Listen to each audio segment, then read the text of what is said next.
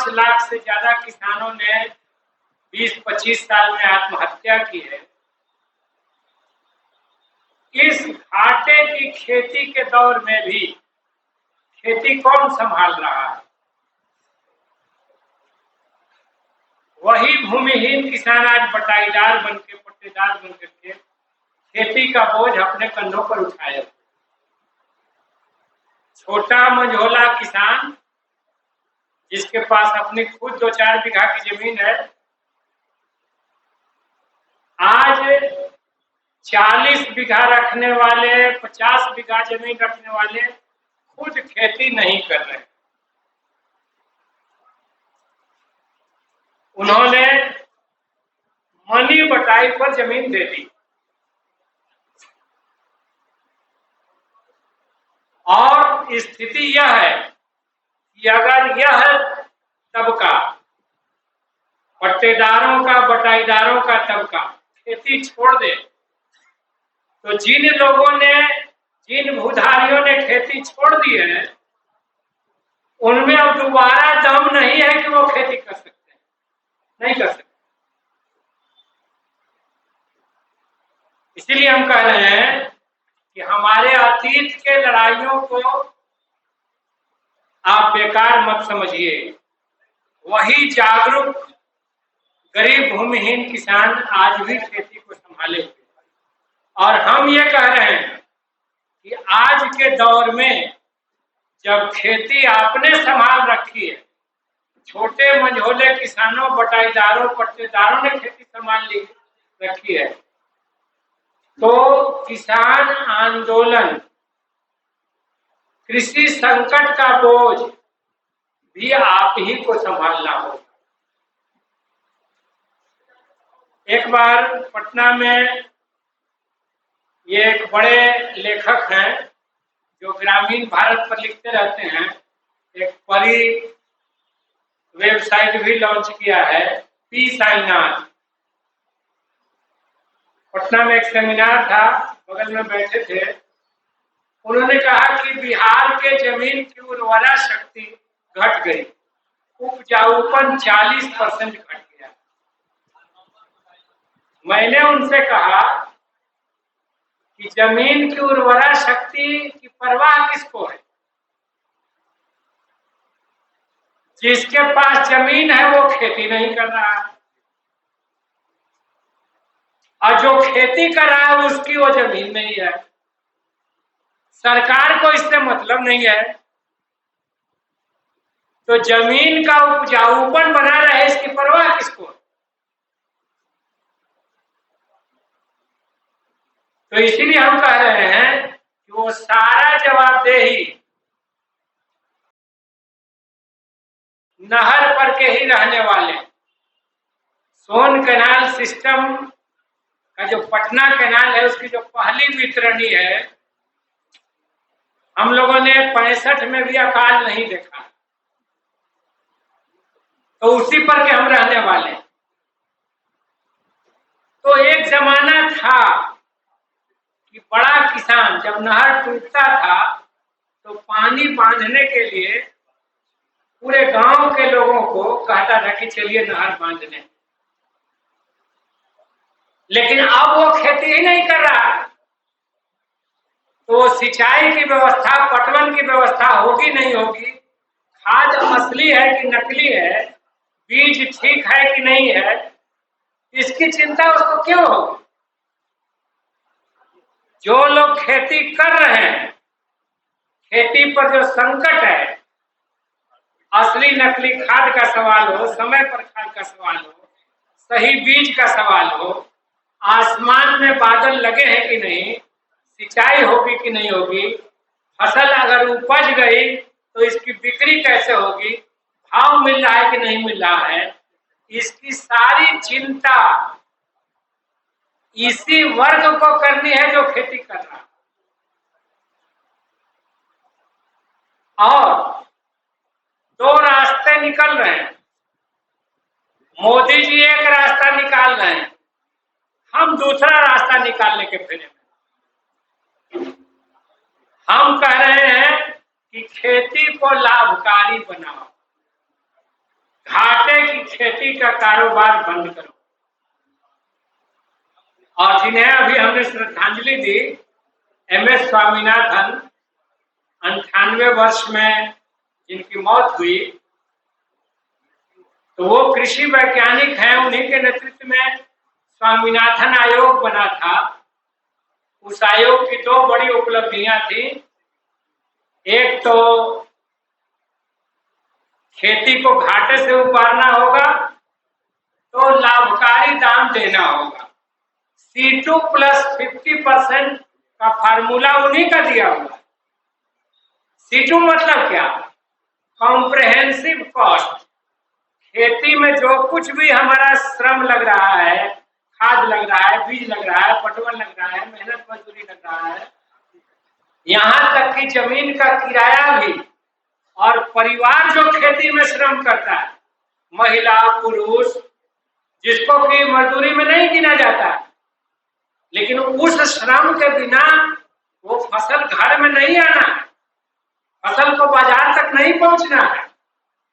तो उस पारिवारिक श्रम का भी दाम, यह सब जोड़ करके जितना कॉस्ट होता है, इसका 1.5 गुना दाम तय करो। अगर खेती को लाभकारी बनाना है तो उसका 1.5 गुना दाम तय करो। ये स्वामीनाथन ने यह फॉर्मूला दिया था, और देश का किसान आंदोलन इसी की लड़ाई लड़ रहा है। अब लगभग चाहे लाल झंडे वाले हों, हरे झंडे वाले हों, नीले झंडे वाले हों, पीले झंडे वाले हों, जो संयुक्त किसान मोर्चा है देश का, जिसने दिल्ली बॉर्डर पर लड़ाई लड़ी, जिसमें पंजाब के किसानों ने जान लड़ा दी, 750 किसान दिल्ली बॉर्डर पर शहीद हो गए। हम लोगों ने भी उस आंदोलन को फैलाने में महती भूमिका निभाई। तो एक तरफ ये लड़ाई है कि खेती को लाभकारी बनाओ, हमारे उपज का सही कीमत दो, C2 + 50% दो। और एक समाधान मोदी जी लेके आ रहे हैं। मोदी जी क्या समाधान लेके आ रहे हैं? वो लेके आ रहे हैं कि खेती घाटा में है तो आपका खेती हम छीन लेते हैं, आपसे खेती हम ले लेते हैं, आपका जमीन भी लीज पर दे देते हैं कॉर्पोरेट को, 30 वर्ष का 50 साल का लीज पर दे देते हैं, और फसल पर अधिकार भी उसी को दे देते हैं, अनाज पर। तो न रहेगी बांस, न बजेगा बांसुरी, न आपके पास खेती रहेगी, न आप घाटा घाटा करिएगा। देश के किसानों ने कहा कि नहीं, ये मंजूर नहीं। देश के तमाम प्राकृतिक संसाधनों को, कोयला, लोहा, खनिज, सबको कॉर्पोरेट घरानों को दे रहे हो, और अब खेती भी दे देना चाहते हो। हमने विरोध किया था, एक बार मनमोहन सिंह जी ने भी भाषण में कह दिया था 15 अगस्त को, देश की खेती घाटे में है, मध्यम खेती, मध्यम किसानों की खेती, मध्यम किसान खेती छोड़ दें। तो उस समय भी हमने कहा था कि छोड़ तो दें, जाएं कहां, करें क्या? रोजगार ऐसे ही खत्म हो रहा है। खेती बहुत बड़ा रोजगार देता है, भोजन देता है, तो इसको छोड़ के भी जाएं कहां? इसीलिए यह सवाल एक वर्ग संघर्ष का रूप ले चुका है।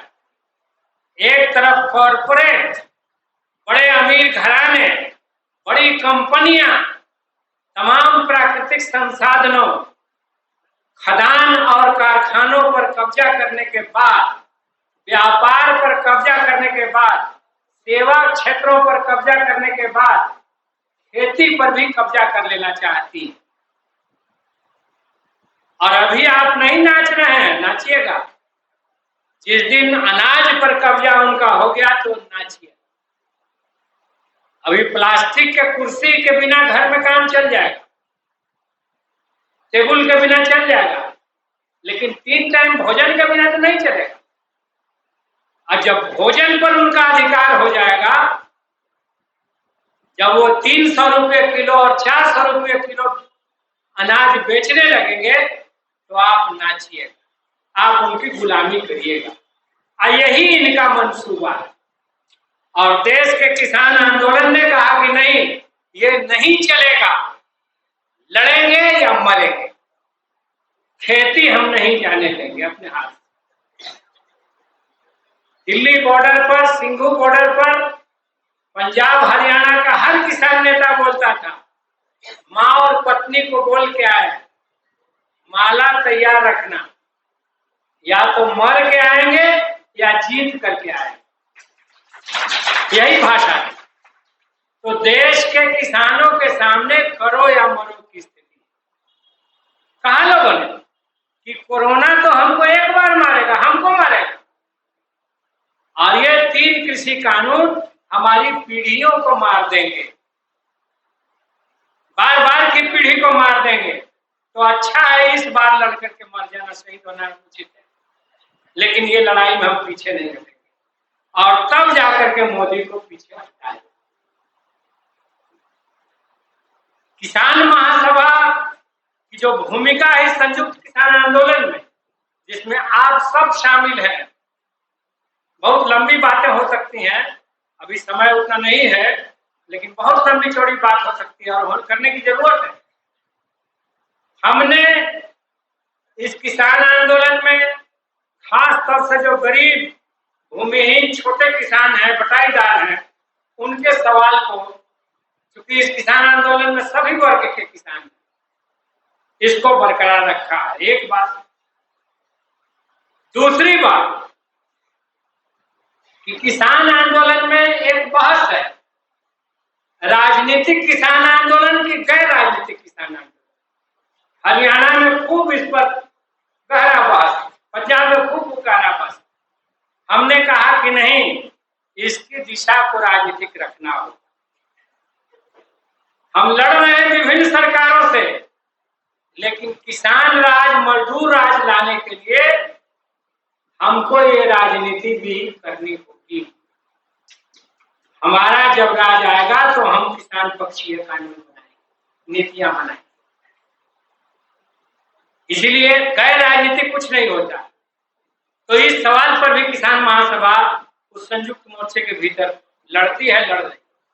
और तीसरा, देश के अन्य आंदोलनों के प्रति हमारा क्या रूख होगा। देश में मणिपुर की घटना घटी, महिला पहलवानों के साथ घटना घटी, सहारनपुर में दलित बच्ची के साथ जो घटना घटी, जो मुजफ्फरनगर में सांप्रदायिक दंगे हुए थे, किसान आंदोलन को तोड़ दिया गया था। तो किसान महासभा ने पोजीशन दिया कि हमें हरियाणा के किसानों के सूरजमुखी का एमएसपी भी चाहिए, और देश के महिला पहलवान, देश की बेटियों की मान प्रतिष्ठा भी चाहिए। दोनों में सौदेबाजी नहीं हो सकती। ये लो और ये दो, ये नहीं हो सकता, सौदेबाजी नहीं हो सकती है। ये पोजीशन हमने लिया। हमने ये साफ साफ कहा कि हमें एमएसपी चाहिए, बिल्कुल। हमें फसलों का न्यूनतम समर्थन मूल्य C2 + 50% जरूर चाहिए, लेकिन अनाजों से इथेनॉल बनाने की नीति यह देश में भूखमरी को बढ़ाने वाली नीति है। जो केंद्र सरकार ने फैसला लिया कि चावल, गेहूं, बाजरा, जौ, ज्वार और मक्का, इन 6 अनाजों से दारू बनाया जाएगा, इथेनॉल बनाया जाएगा और इसको डीजल में मिलाया जाएगा। हम इस नीति से सहमत नहीं। यह नीति एक ऐसे देश में, जो देश भूखमरी के मामले में उसकी जो 121 देशों की सूची बनी, उसमें 107वें नंबर पर है। बांग्लादेश, पाकिस्तान, नेपाल और अफ्रीका के बहुत सारे देशों से हमारी हालत खराब है, नीचे हैं हम। उस देश में हम अनाजों से इथेनॉल बनाने की नीति पर नहीं चल सकते। ये खाद्य सुरक्षा को बढ़ाने वाला है, भूखमरी को बढ़ाने वाला है। तो हमें फसलों का वाजिब दाम चाहिए, लेकिन हम किसान देश में किसी को भूखा मरता भी नहीं देख सकते। ये हमारा कमिटमेंट है, ये देश के सामने हमारा वादा है। बिल्कुल, हम व्यापारी नहीं हैं, हम केवल मुनाफे का कारोबारी नहीं है, हम अन्नदाता हैं। और चौथी बात जो इस बार हमने ताल कटोरा स्टेडियम में कही, जहां मजदूरों का, किसानों का संयुक्त सम्मेलन हो रहा था, तो मैं इसलिए कह रहा हूं कि किसान महासभा में अपनी भूमिका को भी समझिए। हमने कहा कि अब मांगने का टाइम खत्म।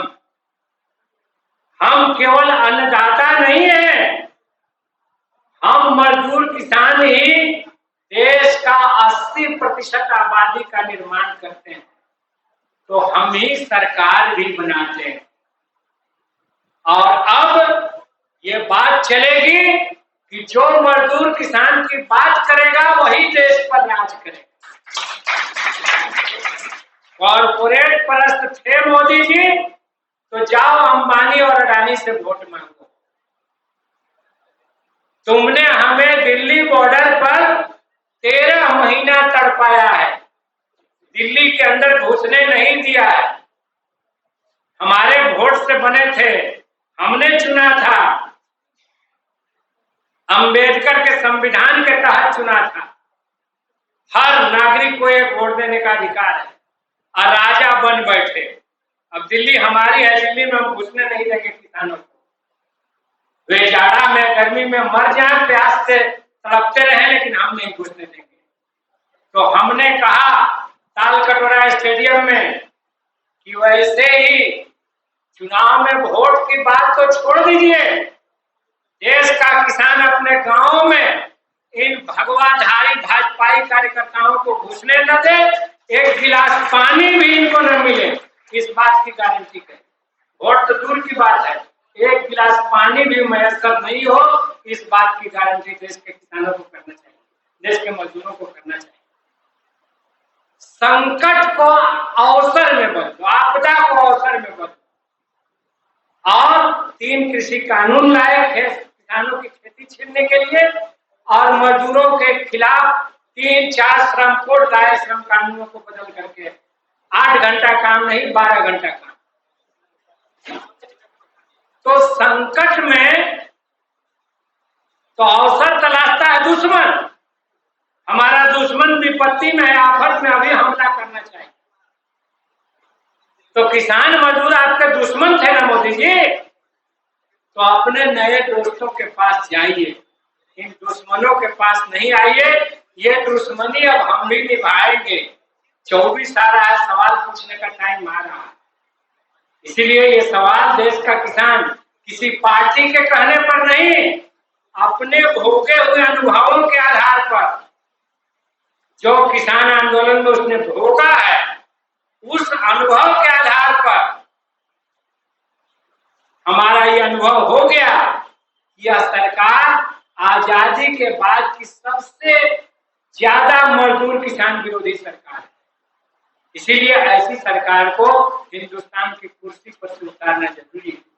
और किसान आंदोलन को अब केवल अपना फसल का अधिकार या दान जो लेना है, तो पहले अपने पक्ष की सरकार बनाना, अपने पक्ष का अपना लायक कानून बनाने वाला गवर्नमेंट बनाना। अब इसकी अब तैयारी देश के किसानों को करनी है। और अंतिम बात, अगर किसान संगठन, किसान महासभाएं, किसान सभा अपने को ग्रामीण इलाकों का गार्जियन कहती हैं कि we are the guardians of India, तो गार्जियन पर यह दायित्व है कि हमारे गांव में किसी दलित पर हमला न हो, हमारे गांव में किसी महिला पर हमला न हो, हमारे गांव के कुएं में कोई जहर न सांप्रदायिकता का घोल दे, गांव में दंगा फसाद न करे। इस बात की गारंटी करना किसान आंदोलन की राजनीतिक और नैतिक जवाबदेही, यह हमारी जवाबदेही, इस बात की भी हमको गारंटी करनी। दोस्तों, हमें इस दिशा में बढ़ना है और इस दिशा में देश के संयुक्त किसान आंदोलन को भी लगातार हम लोग प्रेरित कर रहे हैं कि इस दिशा में एकता बनाते हुए बढ़ा जाए। अभी 3 अक्टूबर को जिस दिन लखीमपुर में 4 किसानों के एक पत्रकार की गृह राज्य मंत्री के मोदी सरकार के बेटे ने गाड़ियों से रौंद डाला था, उसका 3रा वर्षी है। तो देश भर में कार्यक्रम हो रहा है, हमें भी सीवान में बढ़ चढ़ के आयोजित करना है। 26, 27, 28 नवंबर को जिस दिन किसान आंदोलन शुरू हुआ था, उस दिन फिर से देश की राजधानी, तमाम राज्य की राजधानियों में महापड़ाव का निर्णय है संयुक्त किसान मोर्चा के बैनर तले। तो उसमें हमें बड़ी भागीदारी निभानी है और ये कहेंगे कि हमको तदर्थ आधार पर नहीं, परमानेंट बेसिस पर किसान महासभा चलाना। मैं आपका रिपोर्ट देख रहा था, 12 प्रखंडों में आपने कमेटियां बनाई हैं।